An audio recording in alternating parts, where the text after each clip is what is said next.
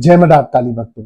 अगर आप भी अपना गजकेसरी योग जागृत करना चाहते हैं और आप चाहते हो कि खूब धनवान बने, खूब पैसा और 7 पीढ़ी आराम से बैठ के खाए, कैसे करना है बता देता हूँ। उपाय बताने से पहले हमेशा की तरह आप लोगों से निवेदन है, अगर आप भी किसी समस्या में फंसे पड़े और समाधान चाहिए, तुरंत मेरे साथ ऑनलाइन अपॉइंटमेंट बुक करें, चार्जेस पे करें और इंस्टा कॉल के माध्यम से बात करें। जो भी प्रॉब्लम होगी डिस्कस करके समाधान दे दिया जाएगा। अब उपाय सुन लीजिए, आपने क्या करना है।